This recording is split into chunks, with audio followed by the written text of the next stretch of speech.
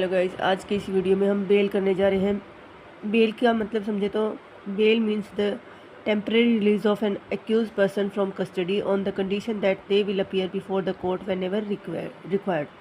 तो पहली बात तो ये है ना, कन्विक्शन होने से पहले की बात है। जब एक्यूज होता है उस पर कन्विक्शन अभी प्रूव नहीं हुआ,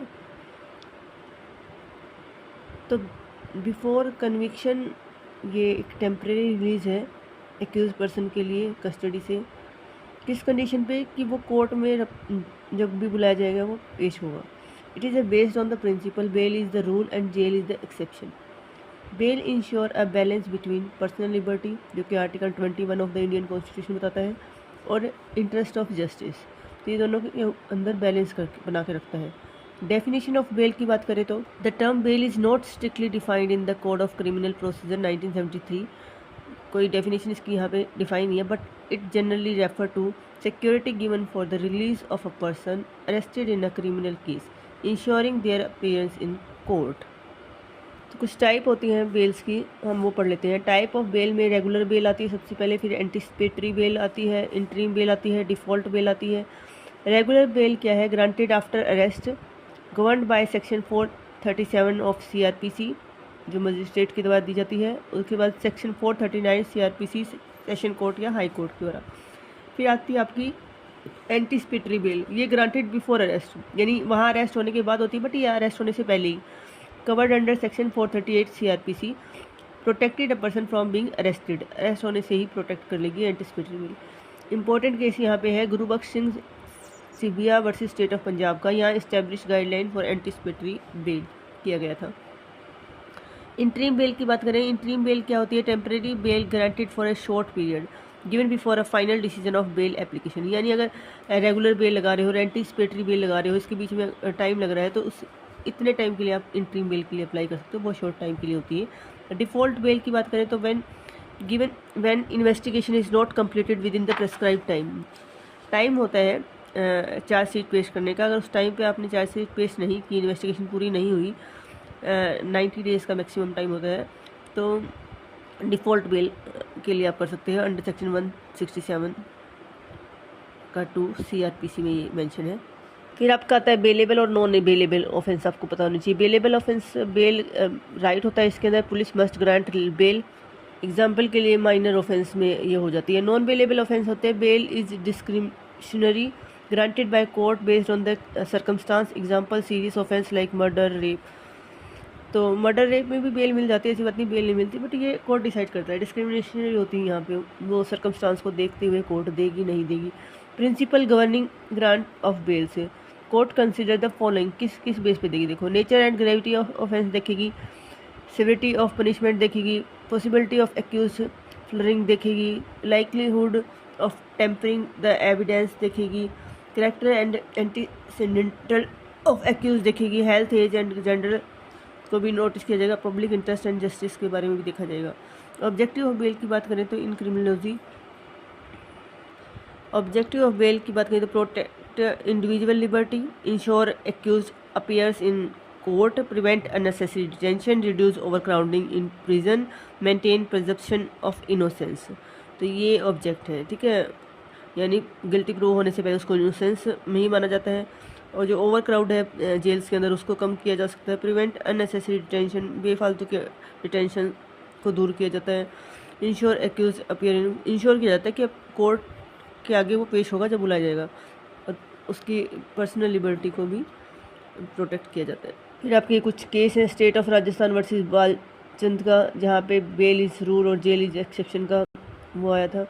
उसके बाद है हुसैनरा खातून वर्सेस स्टेट ऑफ बिहार का, यहाँ राइट टू स्पीडी ट्रायल और release of under trial prison को किया गया था। Motiram versus state of Madhya Pradesh का, इस केस में यहाँ पे bail condition should not be excessive और अनरीजनेबल। कैंसिलेशन ऑफ बेल भी हो सकती है, वो किस किस ग्राउंड पे होगी? एक्यूज वॉयलेट कंडीशन कर दे, कमिट अनदर ऑफेंस कर दे, या टेम्पर विद एविडेंस करे, या अटेम्प्ट टू फ्लू करे। कंक्लूजन की बात करें तो bail is a crucial concept in criminal justice that balances individual freedom, social interest. It reflects the fundamental principle that an accused is presumed innocent until proven guilty. I hope आप सबको समझ में आया होगा। अगर क्विक रिव्यू की बात करें तो हम एक बार, bail is a temporary release of an accused person from custody with a promise to appear in the court later. ठीक है, टाइप ऑफ बेल में क्या था, रेगुलर, एंटिसिपेटरी, डिफॉल्ट, इंटरिम और ये ट्रांजिट बेल भी है एक तरीके से। ग्रांटेड बाय ए मजिस्ट्रेट और session court in bailable offense under CRPC section 436 और 439। Anticipatory, granted by the session court और High Court of a person who anticipates arrest. ये आफ्टर अरेस्ट, ये before arrest under section 438 CRPC। Default base bail granted when the police fails to fit chargesheet within the stipulated time. जो chargesheet पेश करने का 60 या 90 days जो भी time है। पुलिस कस्टडी आपको 15 दिन की मिलती है और jail custody, judicial custody sorry, वो आपको 60 से 90 डेज तक मिलती है। तो वो अंडर 167 टू CRPC की एंट्री यहाँ पे होगी। इंटरिम बेल क्या है, temporary bail granted for a short period until the next hearing.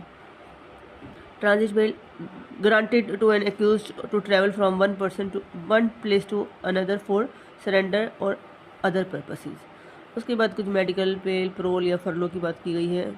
तो medical bail granted on medical ground due to serious illness. Parole आपका तो temporary release of a convict on separate ground, ये after conviction होते हैं parole और फरलो।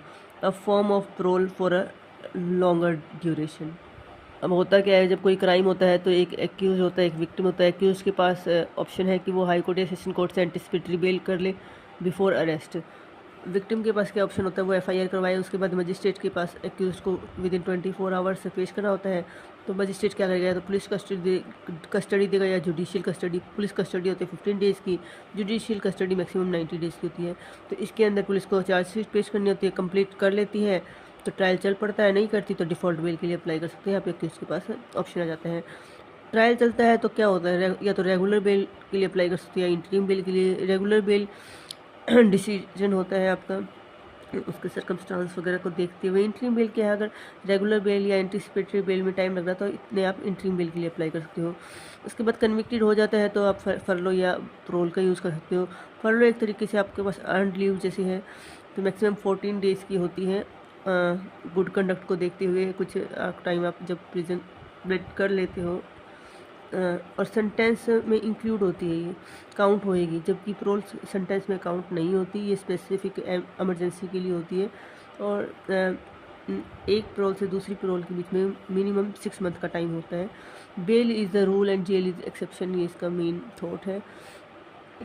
और guilty होने से पहले एक पर्सन को इनोसेंसी समझा जाएगा, इस बेस पे बेल दी जाती है। आई होप आप सबको समझ आएगा। Thank you.